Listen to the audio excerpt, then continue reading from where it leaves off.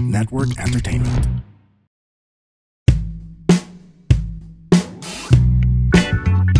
Hello everyone! Welcome to another episode of Kaya Pa Ba with Baus Rufo. At ang aking guest today has the honor of doing a mid-year review. More on that later and how that is going to happen. Please welcome back to the Kaya Pa Ba studio, Leland Lim.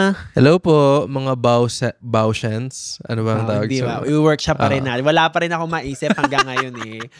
Meron akong Barangay Baus sa Instagram. Pero dito, ang mga kumakaya, I don't know, kumakayod. What's up mga kumakayod? Oo, diba? Sana safe kayo lahat. Kasi currently, umulan. Correct. Kaya po kami nakaganito kasi this is happening on a Wednesday kasalukuyang malakas ang ulan at inclement weather. But that is not gonna stop us from doing a podcast for you guys. But, kamusta ka, bro? Wala naman, Brad. No, sorry. Medyo nag-cringe ako sa brand. Bilis mong bumigay. Ako lang yung mid-year review sa lahat ng guests mo. Oo. So sorry, kaya sa mid-year review, guys. Back in January, we recorded a podcast episode with Leland, and that happened how many days after you resigned? I think a few days lang. Doon ko ni-reveal eh. Correct. Yung nag-resign ako eh. Resign reveal. Mga 4 days. Mga 4 days. Tapos, you can go back to the episode. Basically, nagpaka-freelancer na si Leland. He expressed his excitement at the same time, some anxieties coming into the freelance life. But since then, sumabog ka sa TikTok, kasalukuyan kang sumasabog. How is life now as somebody na I guess technically we can consider as sumakses? Feeling ko, in some aspects, sumakses siguro. Okay. As far as presence, feeling ko. Okay. Kasi friendly sa akin masyado yung algorithm ngayon. I don't know why. Maybe it's because of the quality of content. Maybe because of consistency. So are you saying na sobrang quality yung content? Hindi naman. Kasi I'm sure I've posted, in my mind, quality content before. Pero nothing really reached to the amount that I'm getting now. So medyo surreal. Ito, July talaga. Correct. Isipin mo summer pero grabe yung yung bagyo ng pabuya online. Very good. So, I love July. Sana kayo rin. Pero as far as hindi pa na translate into pera. Oo. Pera baka mo. Yun yung iniintay ko eh. Okay. Akala ko that kind of traction would translate to instant gratification ng pera. Pero we're still getting there. I mean, we'll get to the middle funnel of it all later. Doon muna tayo sa awareness part of the funnel. Tama. I think your following has almost doubled in the last 4-5 months, if I am not mistaken. In the last month. Ganun katindi. The last month. Yeah. Diba? And umabot ka na sa point na when you would post a new stand-up video and then it would attract certain haters or maybe epals, trolls, detractors, umaabot na sa point na meron ka ng mga fans na mga apologists who come to your defense. Yeah, yun yung masaya. Kasi before pag nag-post ako ng stand-up clips, okay, if hindi siya masyado nag-viral, syempre puro good reviews. Kasi people who follow me are only the ones seeing that video. If makikita mo sa insights, di ba, kung ilang percentage yung non-followers yung nakakita compared to your followers. So pag umabot ka na siguro 1M views, imposibleng wala. Imposibleng walang hate comments. Correct. Kasi nag-post ako about grocery yung joke ko, boss. Grocery. May naki-epal. Merong, hindi kami ganyan dito sa grocery store na to. Like, okay, sige, sorry. Relax lang, tita. Didn't mean to offend you. Okay. So, doon ko na patunayan na everything you post, if it goes viral, you're gonna receive some heat. No matter what.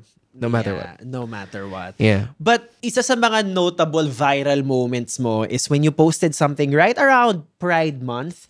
I remember you consulting me and Isa about when is the best time to like post a pride-related thing. But it was a very personal post. If you could share sa audience a little bit of context.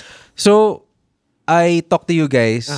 In fact, I talked to 3 people. You, Isa, and my trans sibling, brother. So, kinonsult ko, okay ba to? Yan kayo, is the timing right for me to upload this kind of... Kasi the bit was pretty long. Yes. It was longer than what I posted. So, una, ayokong, is it time to let go of this joke? Kasi whenever I post something, I consider it... Semi-retired. Oh, semi-retired. Okay. Kasi if it gets traction, I don't want them to see that joke when I do it live. So, sabi ng kapatid ko, okay yan, kuya. Like, thank you for doing this. So, actually, nung narinig ko yun, if kapatid ko, okay, wala nang pakialam sa lahat. Tama. So, parang, I posted it, got good reviews, and not only from the LGBTQIA+ community, but also sa mga normal na nila lang. Correct. Alam mo yun?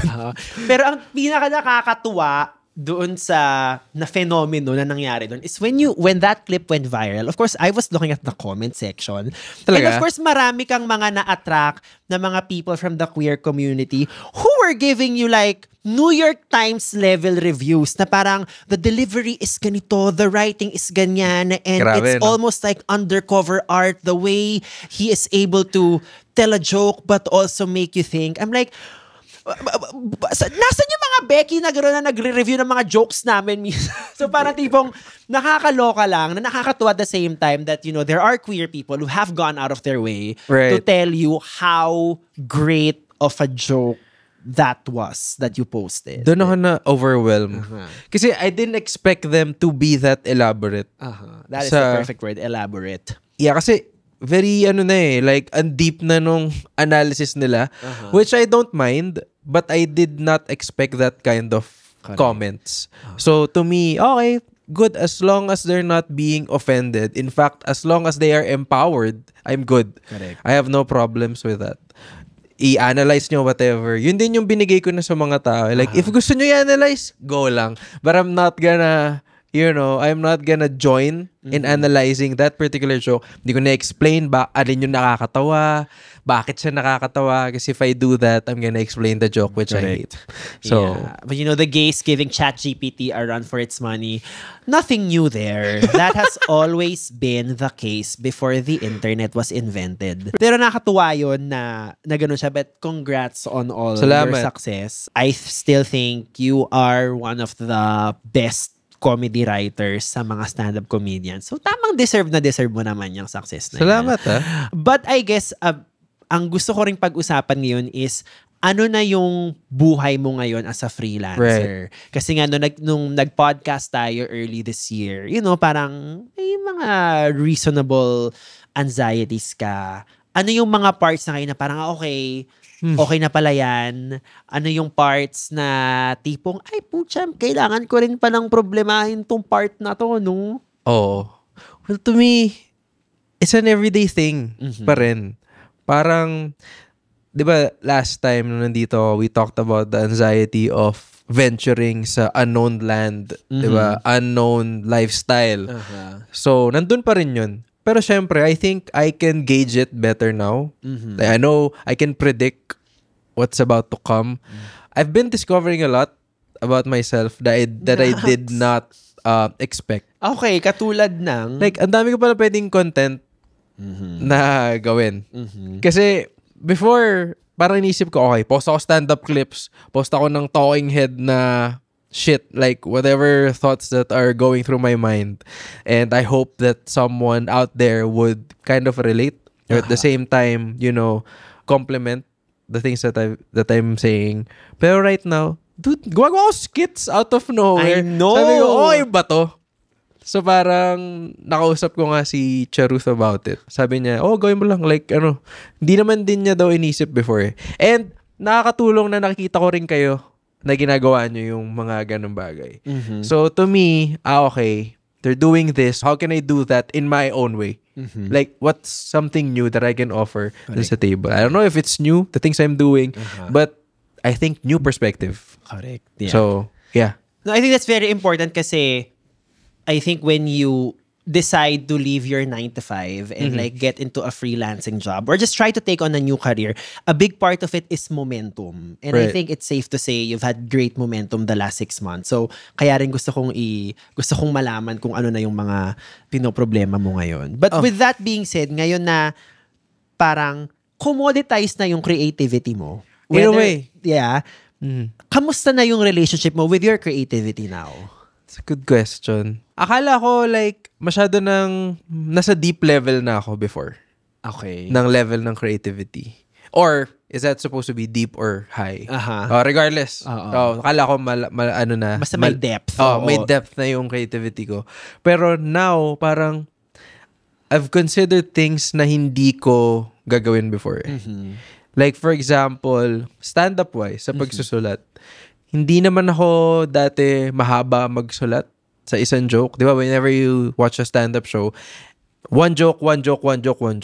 Right now, as the greats, as I've seen sa performances ng mga, veteranos, sila Red, sila Victor, sila GB, nakita ko paano nila abusuhin yung isang topic. Yeah. So, I've started doing that and it worked. Yeah. Like, immediately to my advantage.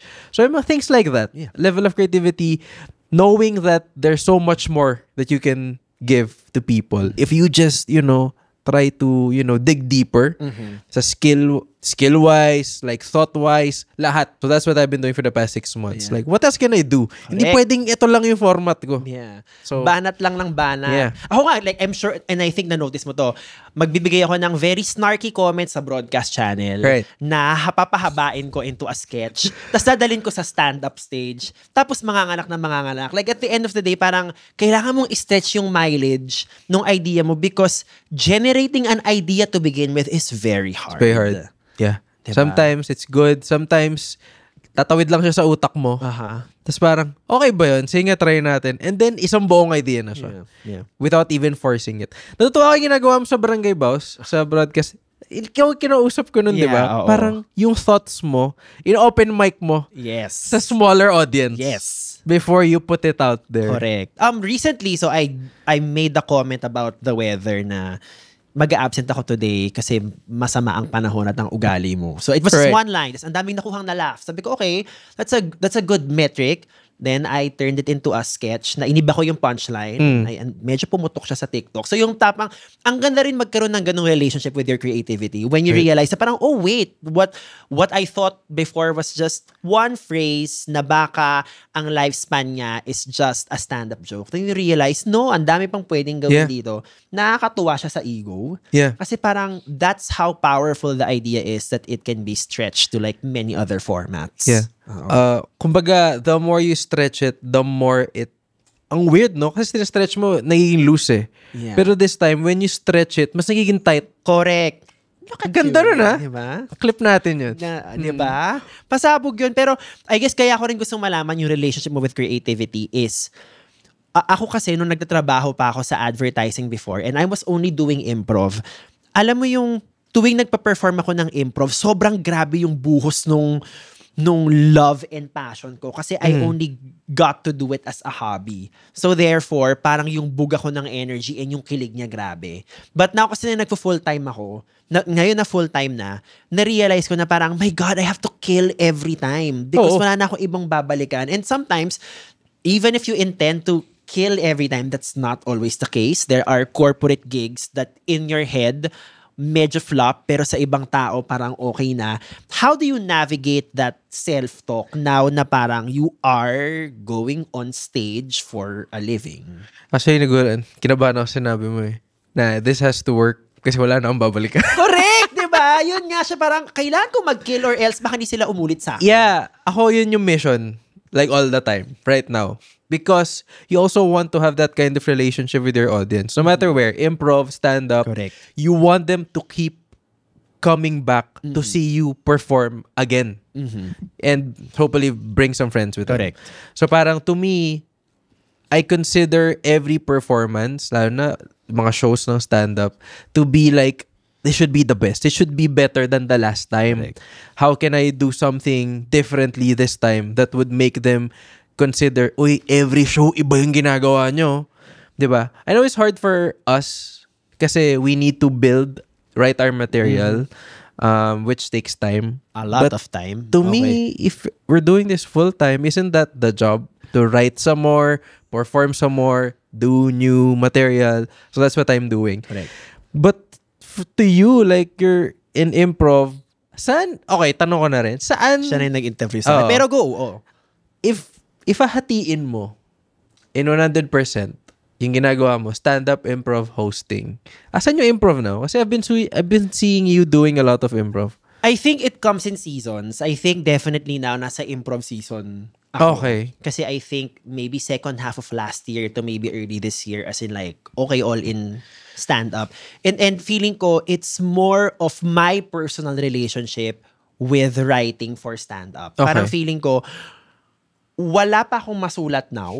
And not that I don't try, pero I like being able to write kasi when I feel so strongly about a certain life experience. Okay. So parang for me kasi kung puro kasi ako work mode, wala akong actual experience to draw from kasi I'm so busy doing the grind, which means like I may be able to write about work if that's the case. Pero kasi right now, andun lang ako sa parang, because I've been doing this for 5 years, tutoy.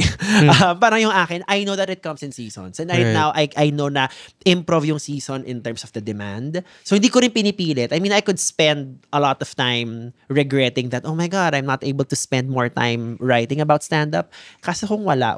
It just means wala now, and babalik naman siya. Babalik din siya. I guess dati meron akong fear na parang kung wala now, never na ba siyang babalik?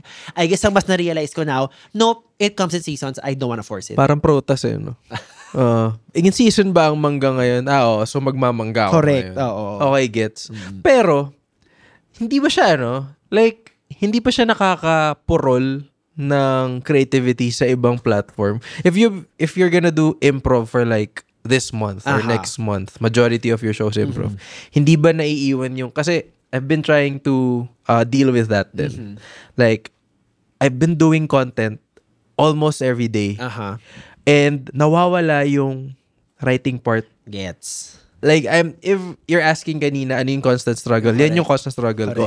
Do I write this or do I do content today? Yan naman, I think, yung beauty with doing improv and stand-up together. Parang indirectly, they inform one another. Kumbaga, if I spend a lot of more time doing stand-up, usually pagbalik ko ng improv, laging mas joke dense yung bato ko. Yung bitaw ko. Gets. And then, when I spend more time doing stand-up, doing improv, I realized that when I come back to stand-up, I am just more playful with the unknown because that is what improv is. So, fortunately, I've built it in such a way na they inform one another. But I do get your point na maybe if you're only doing stand-up, mas mahirap siya gawin. Gets. So, mas gagaling kapag mas marami kang ginagawa. Correct. Oo. So, parang buti na lang they complement one another. And I think Isa and I naman are on this mission na parang i-cross-pollinate yung improv and stand-up because I think very clear naman yung merits that they give one another. Yeah. Tsaka gusto ko yung, yung diversity ng audience nyo. Like, some are there because you guys did stand-up. Some are there because you did improv. And some are there because they watch your improv shows. Or some of them started listening to the pod and then they become more curious and then they see me live and they realize parang hindi pala siya masyado nakakatawa in person. May ganun? Ay, hindi na joke naman. I think I'm always more confident na I can give them a good time sa shows as opposed to the podcast. And I think that's because deep down we know we're like komedyante talaga naman tayo. So, speaking of podcast, may pasabog pala ako, by the way. Pero, hintayin nyo lang, malapit na. So, may bago siyang ganito.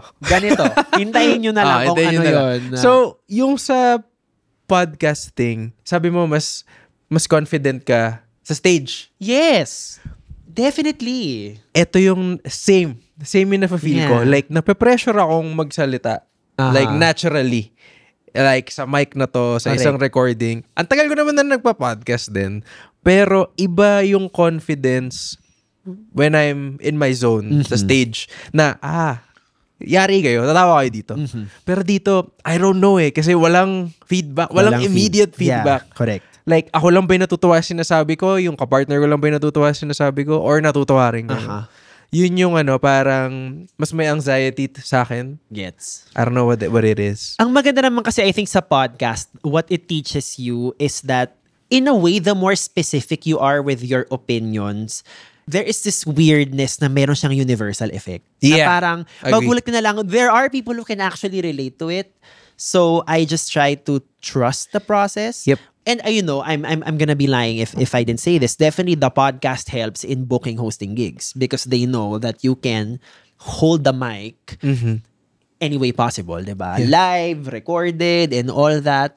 And feeling ko rin, us being able to form our thoughts in a free-flowing manner like in a podcast, I think ultimately builds trust to the people who book us na parang pag binigyan mo pala sila ng mic na walang script, they're not going to abuse it naman pala. Yeah. Diba? So, Tsaka, ayun. it humanizes you, I think. To be able to hold a conversation for an hour being a normal person. Kasi iba pag nakita ka lang nila on stage or sa stand-up clips mo eh. Kumbaga, there's always this curiosity. Ako kasi, pag nanonood ako ng stand-up comedian, paano kaya ito magsalita ng normal lang? And then makikita ko sa podcast, iba. Yeah. Iba siya. May mga ganun. So, to me, it's really helpful for you to at least humanize the person that you're watching on stage. And hindi naman siya illusion, pero meron siyang comfort. Di ba, when you're listening to someone else's podcast, it makes you think na, I'm in the conversation with them. Kung parang mas naging komportable ka dun sa presence ng taong yun, which I think builds relationships din. And speaking of relationships, and because you just kind of semi-retired your old podcast, but I think by now you shared that you are transitioning. It's also nice to develop that relationship with your podcast listeners. Ako napansin ko sa mga kaya pa ba, kayo guys, ang hiling nyo ako pakinggan kapag nag-OT kayo or in the middle of a workout or parang as a reward after like a long day. I mean, nakakatawa lang na parang, that's how you guys see parang the expression that I give sa podcast. But when you had Let Leland Lim as your podcast before, usually nasan ng user behavior ka? Tuwing kailan ka nila pinapakinggan o kinokonsume? Man, I have no idea. I really have no idea. Nakikita ko lang yung analytics ko. And then, okay, that's how many people listen to that episode. Pero as far as the time, like the situation where they're in, I have no idea. So, hopefully, after during the busy hours siguro, like lunchtime, while working, kasi grabe ako mag-trauma dump dun eh. Sa podcast namin before. And yun lang din naman din kasi yung podcast minsan, di ba? Yung mga hindi namin mabuga sa stand-up stage or sa improv, like we put it here. But also nakakakilig rin, just to make it about me for a little bit more. Pag nagla-livestream ako na sa TikTok, ang daming tao nagsasabi, hello, na-binge ko na po lahat ng episodes nyo. Kailan po ang next upload? Kapag nagpa-follow up sila, I mean, I know binibigyan nyo ako ng deadline, pero deep down, sobrang nakakakilig siya. Sobra. Yeah. I had the same feeling nung, di ba, December may Spotify Unwrapped. Correct. Unwrapped ba? Or Wrapped? Wrapped. Sorry. Wrapped. Wrapped pala. Hindi siya Unwrapped. Okay.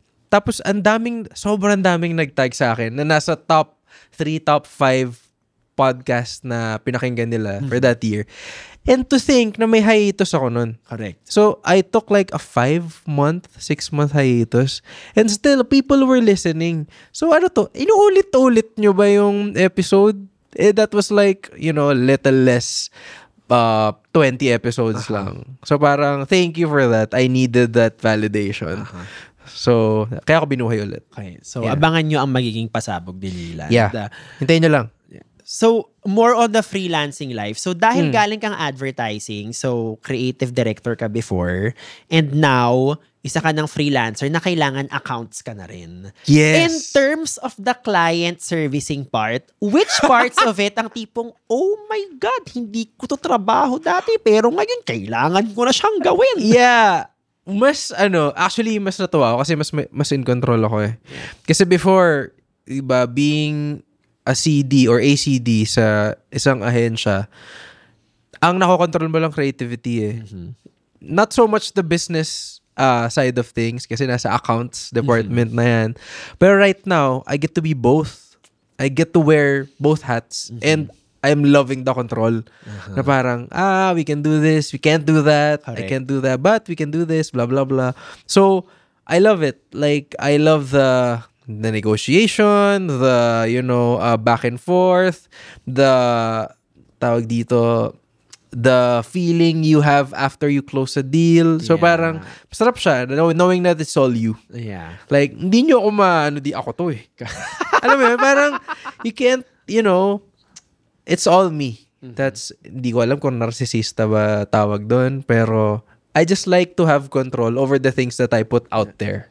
Yeah, so yun. And the win, I'm sure, feels sweet. Kasi diba, you left your job and now you are able to prove to yourself and to the world na parang, kaya ko siya. And I think that's worth celebrating. So okay lang kung narcissistic yun. Sa Healthy pilitan naman siguro. Kailangan mo siyang kayanin. Kailangan mo siyang kayanin. No. But of course, that's the part of the job that comes naturally, and I think that is because you have some familiarity with talking to clients. But nung first year ko of freelancing, ang daming part talaga yung fake it till you make it. Oo naman. I remember like one of the first, if not the first hosting gig that I booked post-pandemic when live events came back was like the red carpet premiere of Drag Race Philippines. Yun na ba agad? Yun na siya agad for me. Yeah. So talagang alam mo yung time na merong camera crew, people who were passing by BGC were able to see me, and then I just had to like talk into the mic, hit my mark, follow the program, and then yun literally like fight or flight siya. Sabi ko tipong, I was doing fine before this. Why did I get myself into this? But I remember, yun yung talagang tipong, pucha, imposter syndrome talaga. And then, I guess I was able to make it work because moving forward, I hosted na the main stage of the premieres and the finales. But I want to talk about imposter syndrome because in what form does it come to you now that you are in this thing full on? Yeah. A lot of times when I deal with, not only with brands, but also whenever I post something, merong, a lot of times I would think na, deserve ko ba itong traction na to? Parang, it's not even that good yet.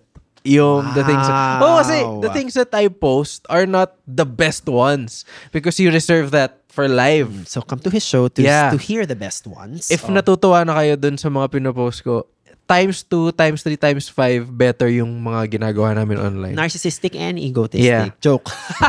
And same sa negotiations na I know that this is what I think my value is in the market right now.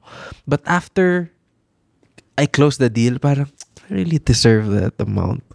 Alam mo yun? Ay nako, walang ganyang negative self-talk dapat. No. Kumbaga, it's good because it gives you a reality check na parang, okay, think about it. Do you deserve it? If yes, edi good for you. If not, maybe, try to reassess.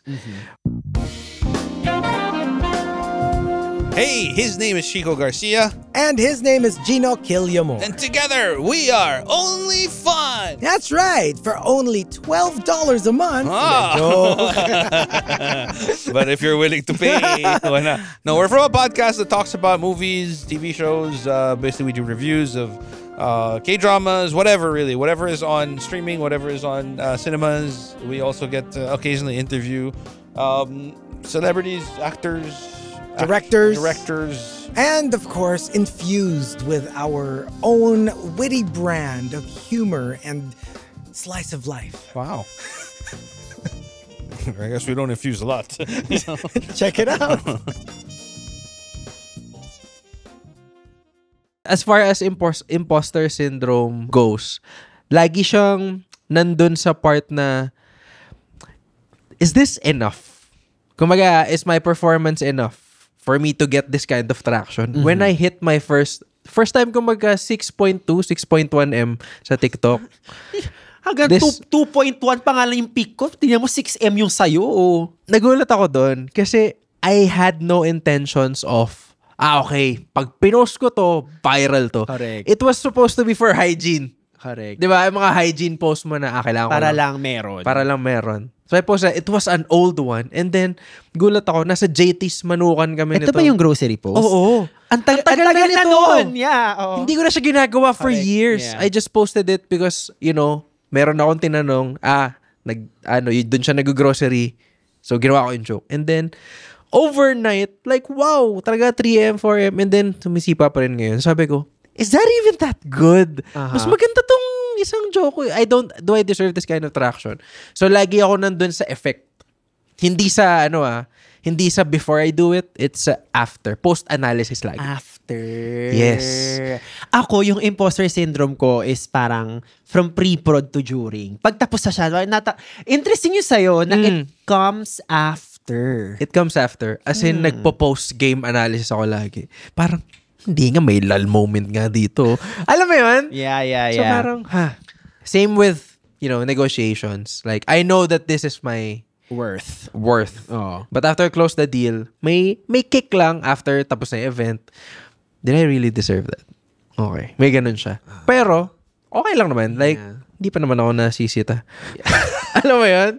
I mean, what's the worst thing that they can do? Na parang, alam mo, dahil hindi kami happy, kalahati lang ibabalik. I mean, like, it's not gonna happen. There is a contract in place for you to be paid what you are due. Tsaka, value is, hindi mo siya Correct. Hindi mo siya, ano ba tawag dito? Hindi mo siya mabibigay definitively. Correct. It's like in your mind. Yeah. What works for me should work for you. And that is also, I think, relative to how the clients look at you. Diba? Yeah. Parang, yung 30,000 mo na value to a client is always relative to their budget. So parang feeling ko, baka wag mo na lang i-overanalyze and just take the fucking money. Oo. Right. Yeah, that's what Kaya nga nangyayari siya after. Correct. Kasi kung before siya nangyari, hindi matatapos tong buti na lock in before akong mag-isip. Correct. So parang that's what I feel as far as imposter syndrome. So with all this attention you've been getting, and sabi mo nga in the past month alone, your following has almost doubled. Do you find yourself questioning if you deserve it? Oo naman. Bakit? Like, it's just me. I Okay. guess it's just my process of being better the next time I do something. Okay. Masyado kong sinasabi rin ng lahat, masyado kong hard on myself. I can't even afford to celebrate one whole day. Correct. For something that I did. That is worth celebrating. Correct. I'm always, okay, anong next? How can I top that? Which I think is both a gift and a curse. Correct. Ako naman, ang anxiety ko comes from, kunyari if I like, hit a peak, it's always like, shit, is it gonna go downhill from here? Yun naman yung akin. Yun naman yung trauma ko. Yun naman yung programming ko. Kasi ang trauma ko sa buhay is having the rug pulled from under me. It comes from this trauma na my dad was my best friend up until there were questions about my sexuality. Right. So yun yung trauma ko. So it manifests in those parang everyday life ganap. So yun naman yung akin. Right. Parang feeling ko kunyari pag meron akong win, well, I guess this is it.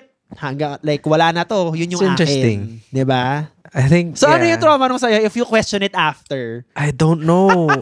Maybe it's just what I thought before na I'll never do this. Alam mo yun? When you didn't dream of something that you're already doing right now. Gets. Parang this was never the dream. It just happened. Correct. Now you question yourself. Is it really like, do you deserve everything? Correct. Or you're just scamming people? Napapatawa mo ba talaga sila? O sinascam mo lang sila? Correct.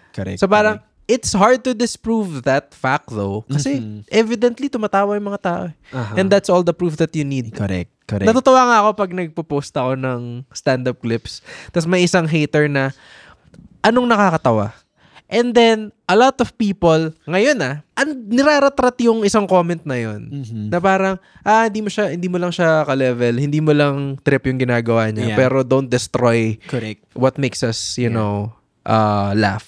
I wanna unpack that kasi may mga clips na ako na ganyan. Meron kaming mga crowd work clips ni Isa na nagko-comment yung mga tao, ito na yun, nakakatawa na agad to Talaga? sa kanila. Comedy na to. Parang, ang analysis ko sa kanya is it might be a number of things. Number one, when a crowd is enjoying something and you're not part of it, part of you feels like, wait, bakit di ako kasama dyan? So that might be like a defense mechanism. Yep.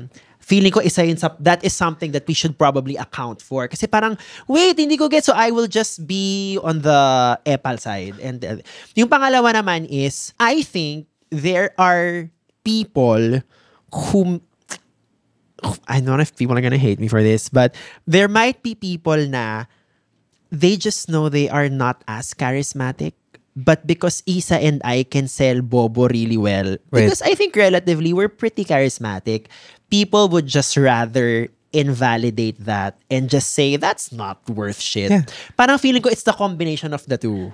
I think 50-50. Kasi pareho ako nag-agree. Lalo na dun sa una. This is the first time na na-expose ako sa ganung perspective.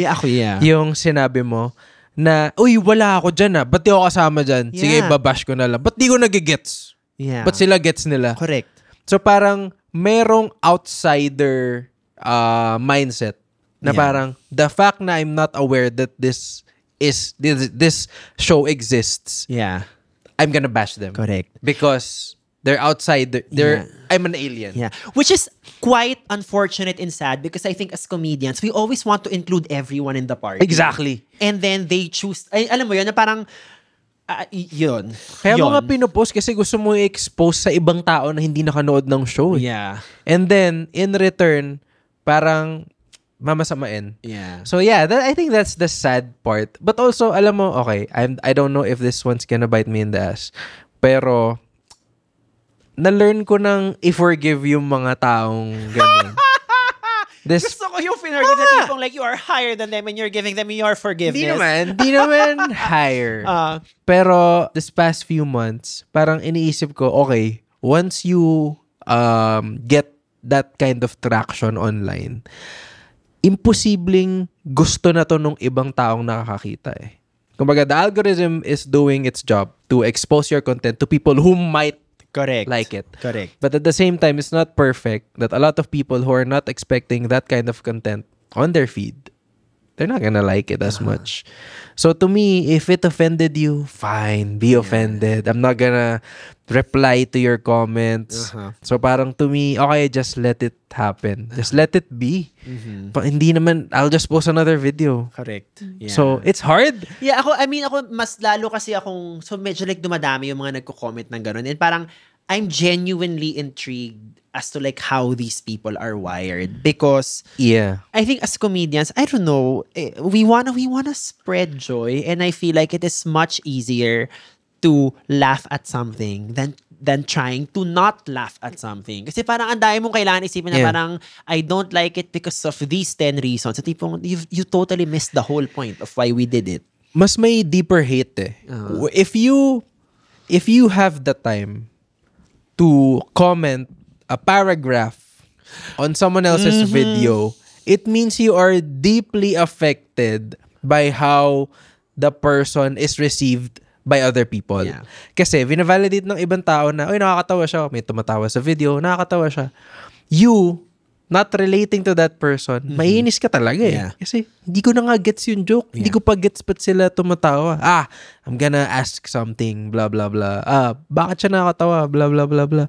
So to me, it comes from not being able to grasp that kind of sense of humor. And it turns to hate. Yeah. So and you know, sometimes if I'm caught on a really extra sensitive day, sometimes ini-internalize ko yung mga comments na yun. Then and I have to remind myself, teka lang, tandaan mo, ito na yung meron ka. These are the gigs that you get to book. These are the people who na-earn mo na yung parang respect nila. Pero may mga times na tipong, oh my God, the most stupid comment. Parang, oh my God, I'm a strong, independent woman, keme. But sometimes there's this comment na tipong, oh my God, baka magki-quit na lang ako. Kasi sensitive rin naman talaga tayong artists. So, alam yung pinanakainis ng mga comments is yung sasabihin nila na, I know what stand-up is. Ooh! Yeah, I know what's funny and what's not funny.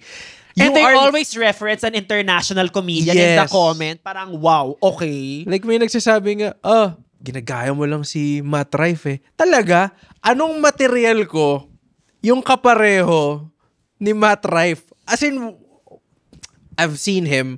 He's funny. Pero wala. Yeah. Like, ang hindi nga siya one of my influences eh. So to me... kasi parang medyo nauna kang mag-comedy kasi sa pagsabog niya. Diba? Talaga I think so. Yeah, I think so. Kasi nag-start na ako mag-comedy, hindi pa ako aware sa comedy ni Matt Rife. Correct. So, it's not possible na sa kanya ko nakuha lahat ng mga ginagawa ko.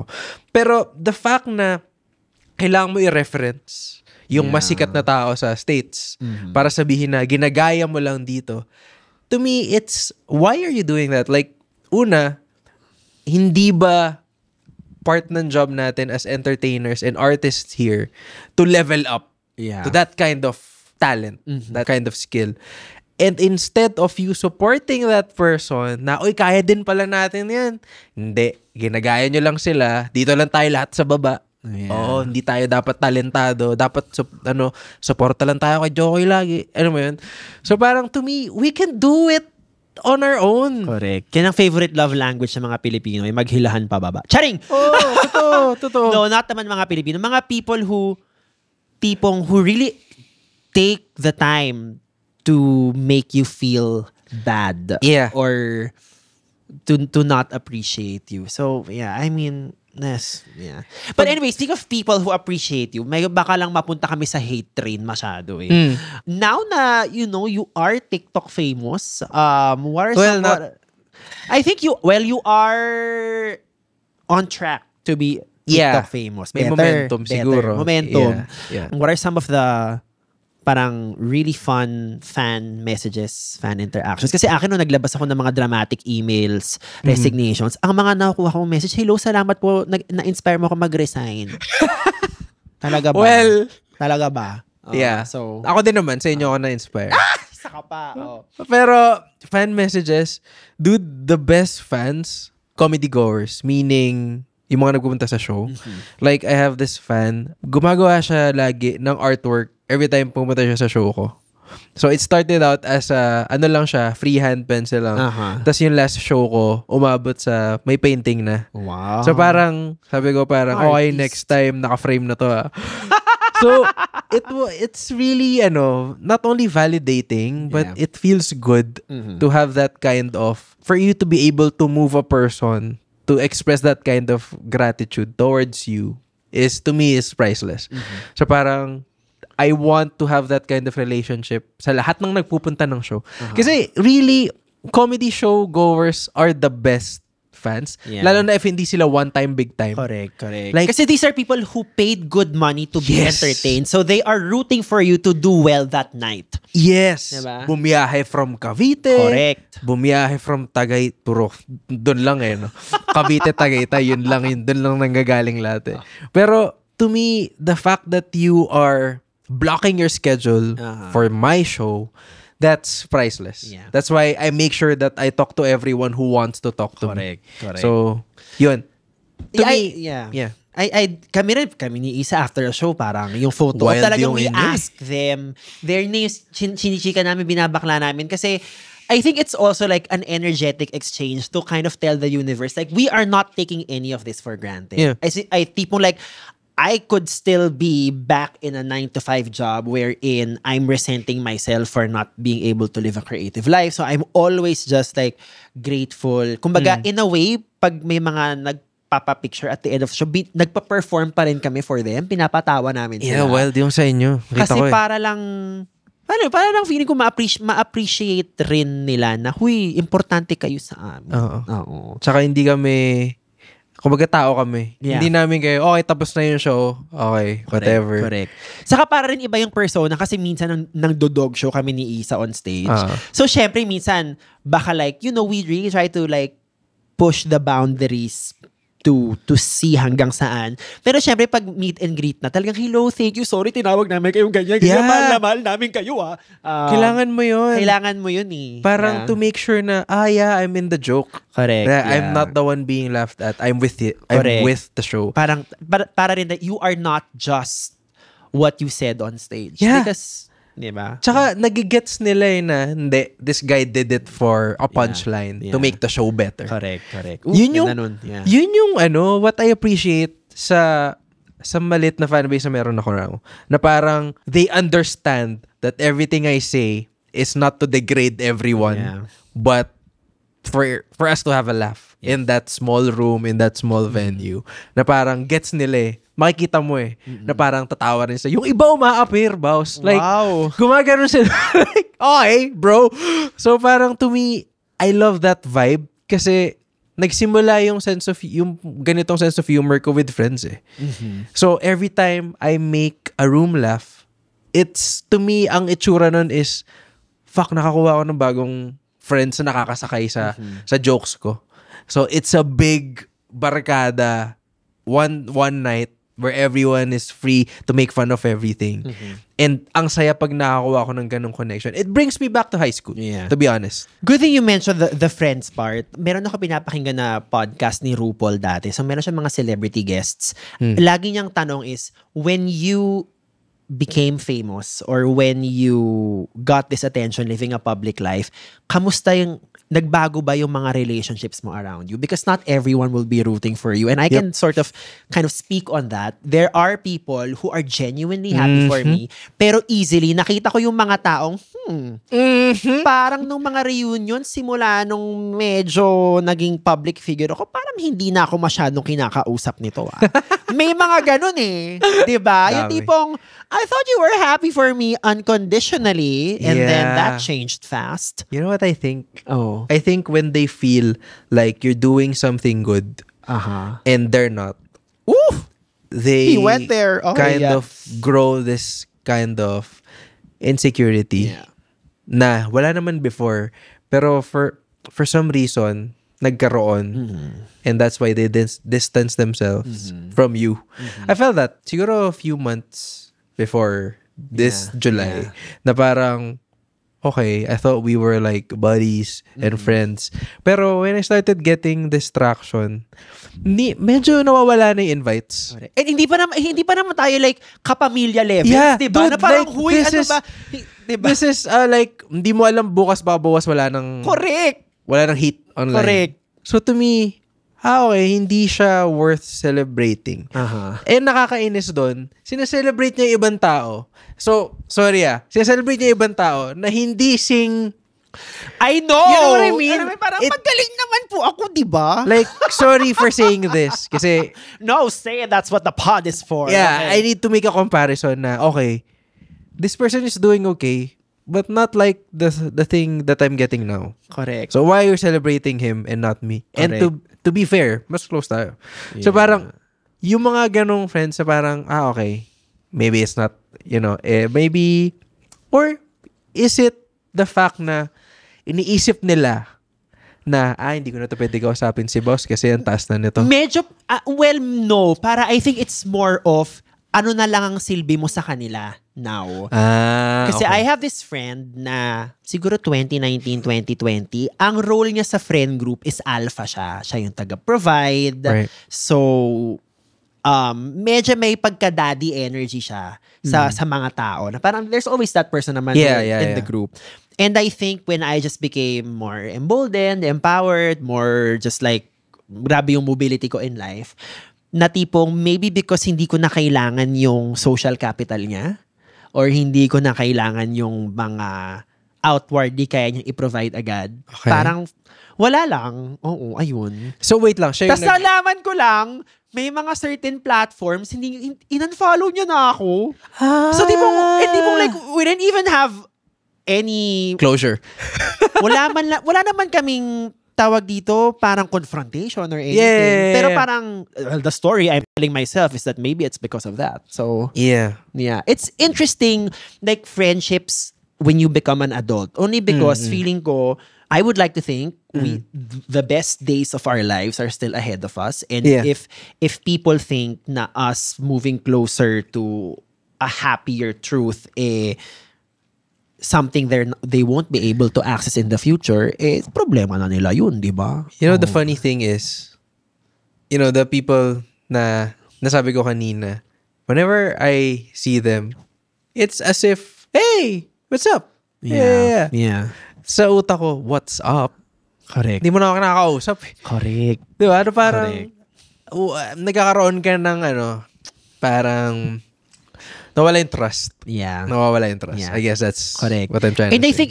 think it's not to just have a bigger view of what this is. I think it's not becoming a public figure or famous in general. I think it's other people's relationship with your success, with other people succeeding. Yeah. Feeling ko mas yun siya na tipong Right. I will only root for you but kailangan medyo mas angat pa rin ako Oo, sa'yo. Parang feeling ko may ganun siya. Ganda nun.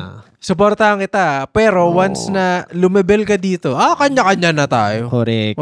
Supportahan kita kasi nandiyan ka pa sa baba. Kailangan mo ng tulong. Yeah. Pero pag umangat ka, bala ka dyan. Yeah. Diba? Why? Diba? I Ayun don't na, get ang dami nating bagong material. Diyos me, ang dami nating pwedeng isulat sa mga friendships na yan. Diba?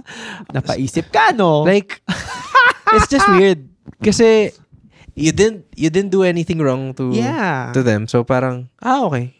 Baka ganun lang. Baka ganun lang talaga. Yeah. But also, I think one of the great things about doing this creative thing that we're riding out is that you're able to meet new people and make new friends. Yeah. I say that kasi I think ang na-program sa akin is in your 20s, you meet people, then maybe come your mid-20s, you lock in your friend groups na. Yeah. But because of the nature of our work, na we collaborate a lot, I love the new people I get to meet who eventually become my friends. And ako, parang feeling ko, it took us maybe working with each other a year and a half before we decided na parang, actually, you know what? I think I can be friends with this guy. Yeah. Yeah. Kumbaga, it's just fun to be surrounded by people who are also creatives. Yeah. Kasi you know where they're coming from eh. Alam mo ano yung nag-fuel ng passion nila. And you get to somehow not only relate to them, but see their journey as you see yours. Yes. So parang nakakatuwa na nag-meet kayo sa isang intersection na alam mo yung pinagdaanan niya kahit papano compared to friends you've been in high school. Iba yun eh. Correct. Iba yun eh. Iba pagka naging friends kayo by default. Iba rin pag naging friends kayo because of the similarities of what you do. Yeah. And like this whole thing of tipong like, Leland is straight, guys. And oh yeah, by the way, I am straight. I am very fond of his company. He has helped me refine a number of jokes. He consults me pag kailangan presyuhan ng mga bagay. Like sobrang, hindi ko lang in-expect na tipong, okay, we get along really well. And I think that's another thing na parang feeling ko, magandang matutunan as you grow old is that you are yet to meet the most awesome friends that you might have, diba? I super agree. Like, akala mo okay na yung friends mo now. Yeah. But if you know, as you expose yourself to more people, parang you're gonna meet people na, ba't ngayon lang kita na-meet? Correct. Nasan ka dati? Oh, Nagtatrabaho. where Oo. Yeah. Diba? So parang, I guess yun din yung kagandahan ng industry. Na I like talking to content creators. I like talking to directors, filmmakers. Kasi parang, shit, alam mo yung gusto ko, tas alam niya rin yung gusto mo. So may ganong, some sort of, parang nag-unravel yung bagong relationship. Na, hey, I like to hang out with this guy because we like the same stuff. Yeah. Na before, okay, you have your friends, pero some are engineers. Yeah. Some are doctors. Okay, you can relate because of, you've been in the same school. Yeah. Pero iba yung parang nakakuha ka ng same, ano ba tawag dito? Ako meron akong ganyang term na ginamit ko kay John Santos, as in the iconic comedian. Go check out our episode. Ang tawag ko sa kanya, creative friendship. Creative friendship. Kasi ang kwento lang namin is that because I was hosting a number of Drag Race events and dahil judge siya doon, like kami nakikita, like kami nag-hi sa isa't isa, tapos nagko-comment siya every time like I would have a comedy milestone. And then one time, may isang time, nagkasalisi kami sa Starbucks, nag-message siya, I think I just saw you. Sabi ko, sorry, I'm about to leave. Then one time, nakita kami sa isang coffee shop na finally, like, I have him there. Sabi ko, Sir John, uunahan na kita. I feel like the universe is wanting us to meet. But I don't wanna force anything. But is it okay if we start a creative friendship? Ganun lang, para like low commitment lang. Okay. Sabi niya, oh my God, game, I would love to. And then we've had coffee, I've had him on the podcast. And then, I guess in a way, parang fairer din siya because I don't need you to be like a friend na you're there for low during maintenance times of lang. trouble. Like, let's just do like a creative friendship and just be inspired by each other's companies. That's what I like the most. Diba? Like, sa lahat ng na-meet ko, kung ano mang industry to, kasi halo-halo na eh. Parang, what I like the most is the constant validation that they're rooting for you. Alam mo yun? Because to be fair, I think to expect that from your actual friends might be a tall order. So baka mas kailangan mo siya sa mga semi-regular presence in your life. Right. Diba? Because the friends I have, I love them. Correct. But they're not as supportive. You know what I mean? Parang, okay, hindi naman sa I take my fans over my friends, but your fans give you money. Charing. Yeah, my fans are constantly going to my shows. Correct. And some of our friends, parang never pa silang nagpunta. I don't love them less because I know that it's not their thing. Correct. But that's what I'm saying. The creative friendship that you just mentioned, those people who you would have this, creative friendships with, they are more likely to support you sa craft mo because they understand. Correct. They understand what they're doing. Correct. I think ultimately it's just parang tribalism mindset. Parang you Yes, can it is. maintain Yep. multiple tribes. And feeling ko now, I go back to the friend na minention ko kanina na feeling ko baka like dinismiss niya na ako. Pero baka lang kasi unfair rin for me to expect na maiintindihan niya yung grind ko as a creative Yes. professional in my 30s. So baka naman in my head lang I told this story na ako na naman yung villain when in fact okay naman kami. Grabe But- to Ano to? Malala ang trauma ko, sabi ko talaga sa'yo. Malala. Bigla ako sinapak, okay. Oo, pero I guess ang summary niyan is talagang friendships are hard. Yeah, it is. Hard to maintain. Hard to maintain. But you love them. you know? Correct. So, Yeah. yeah. Pero mga creative friendships. But anyway, ang lalim ng napuntahan natin. Nakakatuwa No, this is naman. good, this is good. Oo. So you have a new pod-ish coming up. I don't want to preempt anything. Yeah. But also we have a show together sa August 15. 15. Yes. Sa Brick Wall. Yeah, so I'm hosting. We have 3 headliners. We have you, And Chan and Mark Yamado. Go check that out. 3 straight boys and isang bading na host. I Yeah. wonder what's going to happen. Yeah. Diba? First time mag-host ni Baus ng comedy show in a while, by the way. Correct. Oo, sabi ko kasi mababa na naman bayad dyan. Charing! Joke lang. But yeah, do check that out. But Yep. thank you for saying yes to this. Oo naman, like, why should I have said no? Wala lang. Ay, bali ko, baka like you're too big Wala mo for nang me gagawin. already. Joke lang nga. See, yan yung naisip feeling ko ng iba. Na kaya hindi ka na kinakausap. Wow, Alam grabe mo, naman. Si Baus sobrang taas na hindi naman. that's not true. Yeah, but it's not true. I've seen it, he never changes. Correct. Malakas lang talaga ang boses ko. Pero like, do not be scared. But thank you, my Thank bro, my friend. Again, para sa mga taong hindi ka pa follow, help Leland cross Oo nga. 100,000 followers on TikTok. Where can they Please. follow you? You can follow me on TikTok at Leland Lim, Instagram at Chief Lim, pero if you search Leland Lim, nandun na yun. Facebook, Leland Lim as well. So, please share my content, share nyo sa friends nyo, watch our shows. Actually, yung dalawang yun, if you do those 2 things, parang you're instantly the best fan in the world. Share the content, go to the shows. That's it. Yun. And also, stay tuned for my new whatever. Kung ano man yung ilalabas ko. Ayaw sabihin. Pero, please follow the Let Leland Lim podcast on Spotify. Kasi, may pasabog ako. If you follow that. Yun lang. Nakakatawa lang. A straight bro using the term pasabog. I mean, it's a gay term sorry we na always how. use. But now Is it a gay term? Well, I've always associated that word with mass sisters. Pero like, the fact na sinabi may pasabog ka, I mean, Alam ko na straight. allyship. Alam ko na yung straight version. May Ano? niluluto kami. Yun yung straight version. Straight. Tama. Okay, Which I think okay. I would never imagine a queer person saying may niluluto. It's like may pasabog kami, hintayin nyo. Okay, Diba? gets, Correct. gets. Hintayin nyo yung niluluto ko. Yan.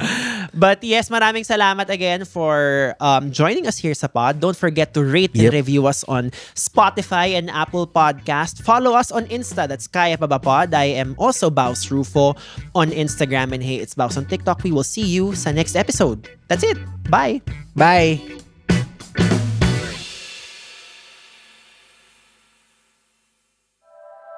The opinions of podcast creators, hosts, and guests are not necessarily reflective of the official stance of the Pod Network Entertainment, its hosts, or other network programs. The content created by the people behind the podcast is personal and not meant to harm any religion, ethnicity, group, organization, company, or individual.